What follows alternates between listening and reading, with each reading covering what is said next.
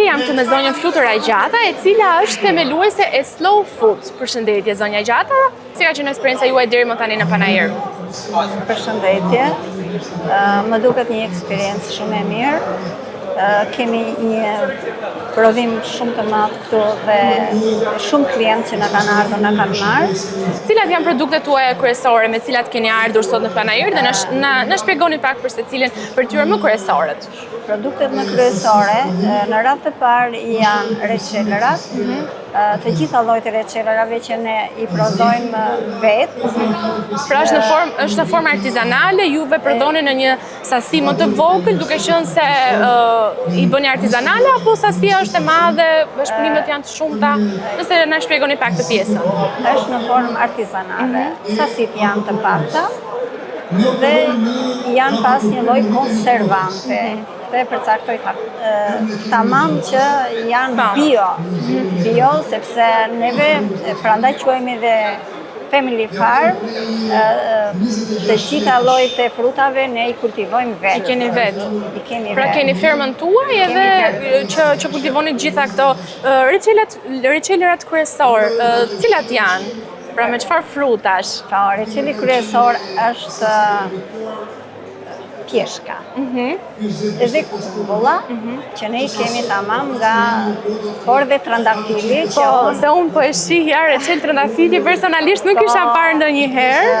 Trëndafilin unë e kam të mbjellur tek baçja, domethënë tek biznesi jonë, dhe kujdesem shumë për ta. Pra e keni vetë në dorë me shumë dashuri bëni gjitha këto. Jeni biznes familjar, le të themi. Biznes familjar që kooperojnë prej 24 vitesh. 24 vitesh. Po pse nuk e keni menduar zgjerimin pra që të largoheni, pra të zgjeroni pak më shumë, apo keni dashur që të qëndroni në formën artizanale, nuk ka problem me pak produkte dhe me jetëgjatësi edhe më të vogël nga fakti. Më dole tamam në temë. Neve zgjerohemi, por nuk kemi tregshitje. Kjo është ky. Këto janë edhe sfidat më të mëdha që ju hasni, domethënë. Po, nuk ka tregshitje. Tjetër, ne kemi ardhur me prodhimet e tona të lokalit, që kryesorja tek ne është bretkosa.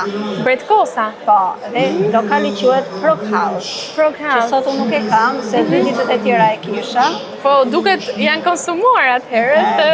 Janë konsumuar të gjitha. Përdorim gjëra tradicionale. Dje kisha dhe byrekun me lakrat e egra. Po shoh këtu disa japrak? Japrakut, po. Byrek me kungull? Byrek me kungull të ëmbël, byrek me kungull të kripur që u shitën të gjitha. Kekun, revania osude që është e zonës tonë, të gjitha gjërat e zonës tonë që ne i përdorim tek lokali. Çfarë pëlqejet më shumë? Pra çfarë është tipike për njerëzit që të përëstisin kur vinë tek lokali juaj? Pra për çfarë njihen ne?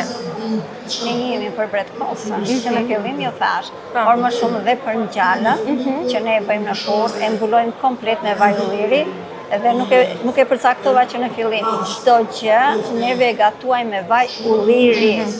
E përcaktojmë me shumë pika, sepse ne kemi ullin vetë, dhe fabrik ulliri në të njëjtën kohë. Kështu që çdo gjë tek ne bëhet me vaj ulliri. Çdo gjë që piqet në furrë mbulohet komplet me vaj ulliri. Dhe byrekët bëhen të gjithë me vaj ulliri. Çdo gjë. Mirë, faleminderit shumë zonja Flutura dhe shumë suksese në punën tuaj. Faleminderit dhe juve.